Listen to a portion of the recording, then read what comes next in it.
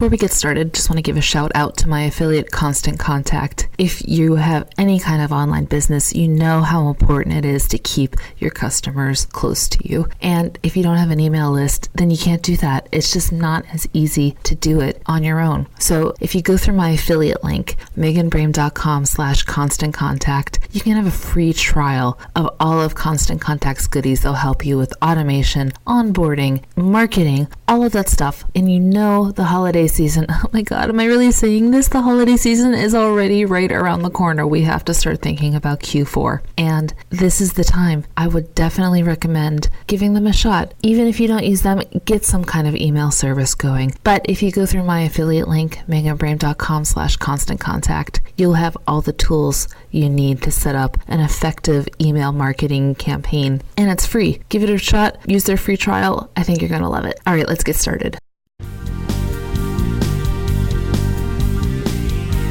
Time to grow your business, stop spinning your wheels, and build the life you deserve. And I'm here to help. My name is Megan Brame. This is Stop Sucking at Business. Hey friends, Megan here. Thank you so much for joining me. I'm a 5-time award-winning entrepreneur, and I'm here to help you succeed in your own small business. So thank you so much for joining me. Can we talk? Okay, first, let me say I have been making it a priority to read. And that sounds kind of a strange thing to say, I guess, but I've never been a fiction reader. I've always been very into nonfiction, which, kind of goes against my husband, who is a fiction writer, but I love him and I support him. I'm just not into fiction.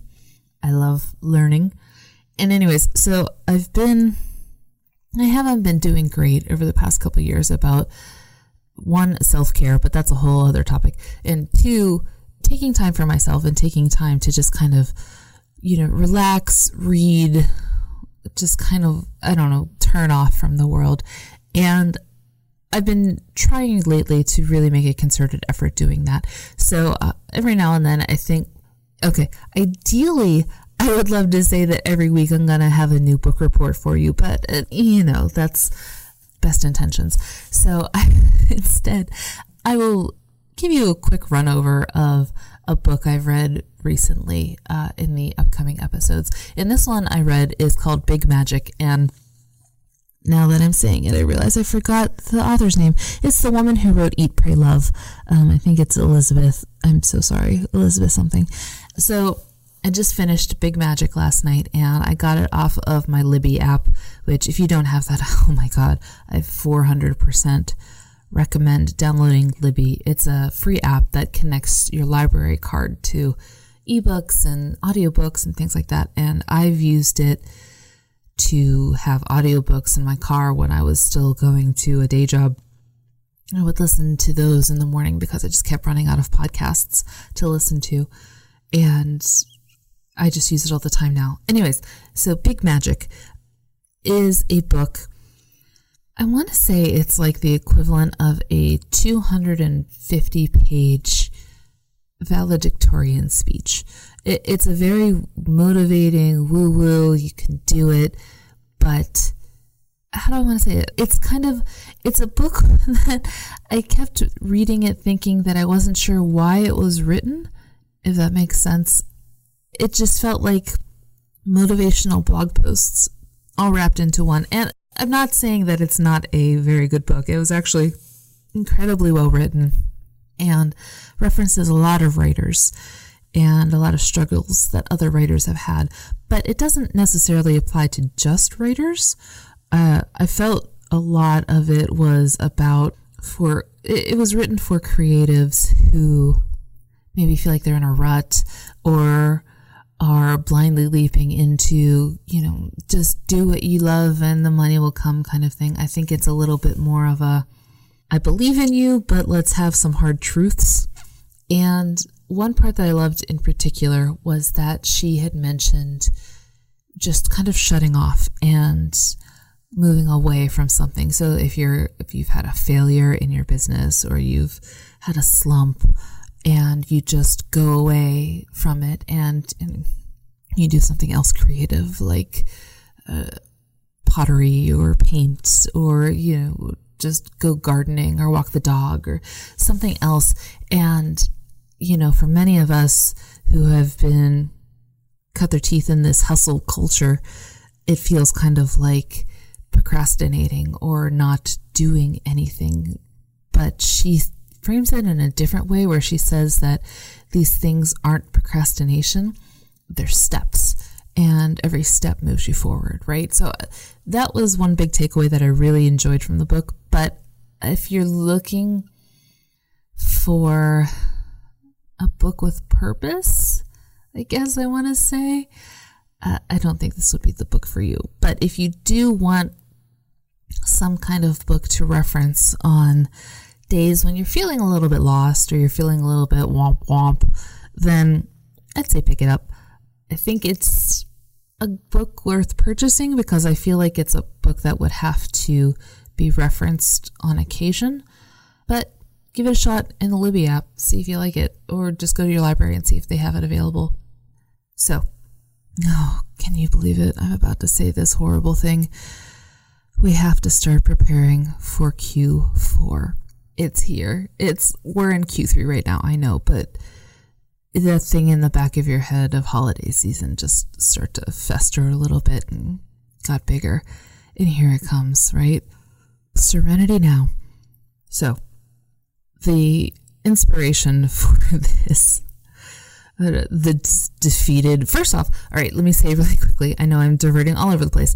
I am so sore and I am feeling it, and I feel it in my voice too, so I apologize. Steve and I just dug a 4 foot by 4 foot by 3 foot deep hole to create a dry well for our sump pump and our rain barrel. And this is all well documented on the Instagram account for Beige House. And I'm just like my elbow joints are so sore from shoveling gravel and dirt. It just feels like I've been working on the coal mines for minute. Oh my God, I'm so sore. I'm so 35. Anyways, okay, sorry. So the inspiration for this episode, other than my ranting about being sore and books, came from, I have a credit card that somehow gives me access to a free membership to Departures magazine, which is this frou-frou American Express funded magazine of Louis Vuitton and Gucci and Cabo San Lucas, exotic locations, places and purchases that I will probably never make in my life. But, it's fun junk food. And I was leafing through it. Their most recent issue was some kind of getaways or locations or traveling, whatever. And there was an ad in there. Side note, I realize that I'm going to be talking about visual things right now on an audio podcast. I apologize for that. I'll actually put up the ads so you can see them on my blog on meganbrave.com if you want to see what I'm talking about. So I see this ad for the Cosmopolitan, which is a hotel in Las Vegas. And it's awful. It is such an awful ad. Here's what it is. It is a full page spread, and it is divided into 2 parts. So it's divided down the middle. And there's 2 rooms. On one side of the ad is a dark blue walled room. You only see 2 walls. There's a dude in the back corner with bondage gear, a blindfold, sitting in a chair in a corner. And there's a woman in the front of the room on a circle go-go swing. And she's beautiful and skinny and well made up. And the other side, the left-hand side, is a pink room.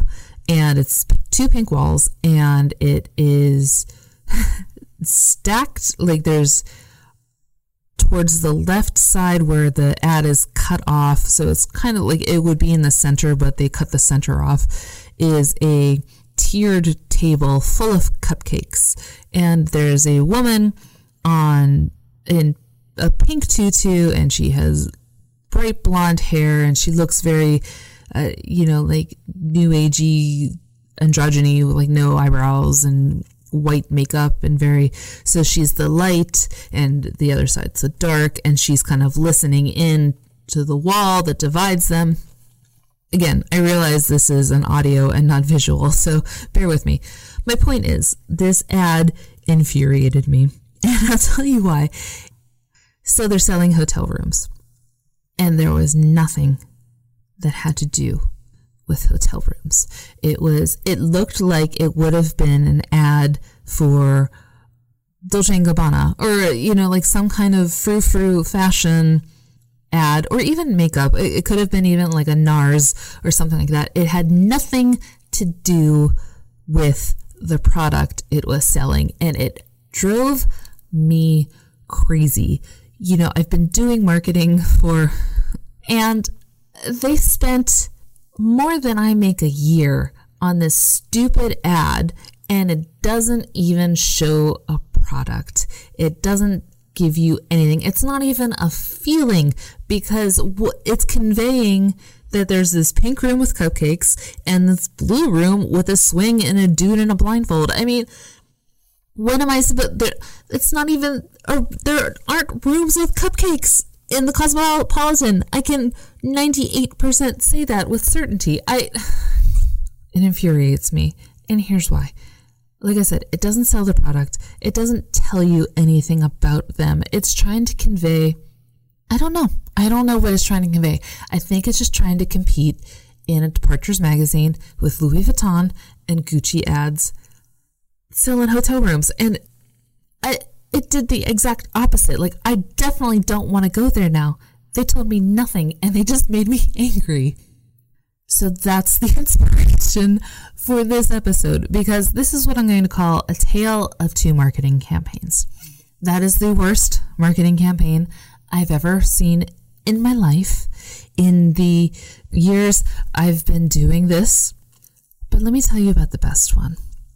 The best marketing campaign I have ever seen in the years I've been doing this. Actually, even before I was doing marketing professionally. Do you know what the Blair Witch Project is? I'm sure you've heard of it. And if you are in my age range, mid-30s, then you know it well, I guess, because maybe you don't, but in my purview, it was the most brilliant marketing campaign that I have ever seen. And here's why. So just a quick run over if you've never heard of it. It was one of the first, well, I guess Cannibal Holocaust was, but it was one of the first found footage horror movies to utilize the power of the internet. And this is in the early days of mainstream internet usage.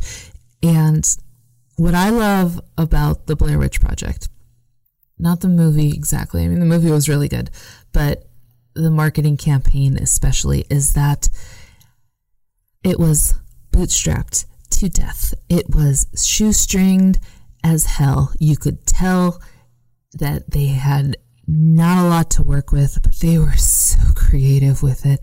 They created this entire legend about the Blair Witch, who never existed as far as I know. I mean, but there was still this whole, it was kind of like Jaws, where it was, is this real? Is this not real? does this really happen? Well, it's kind of based on these other things. And what I loved the most about the Blair Witch Project was that it was cheap. Their marketing campaign. It was cheap. It was different. It was new, and it can never be done again.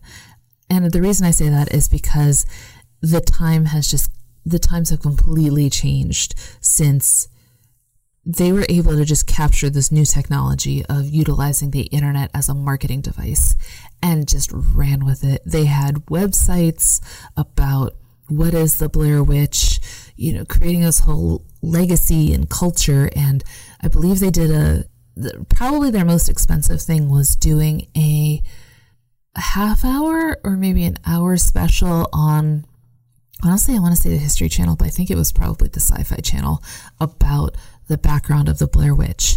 And it's just brilliant. It was just so brilliant. They never talked about it was a fictitious movie.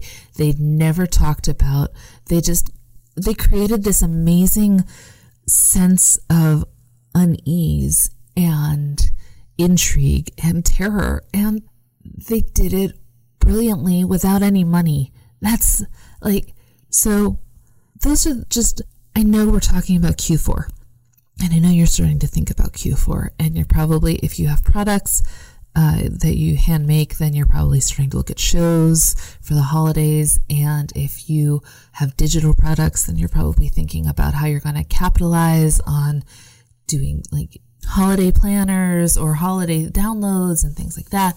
And how are you really going to capitalize on the influx of cash that is available during Q4 and holiday season?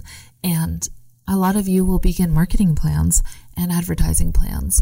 And I want to just have you think about a tale of two marketing campaigns, and remember that things don't need to be flashy. They don't need money thrown at them for the sake of money being thrown at them. They need to be interesting, and they need to be unique, and they need to stop people in their tracks and just say, this is so interesting and so unique. When did Blair Witch come out? It came out 15 plus years ago, and I'm still talking about it as the best marketing campaign I've ever seen. How is anyone ever going to top that ever? And I don't mean to say that to make you feel like, well, then what's the point?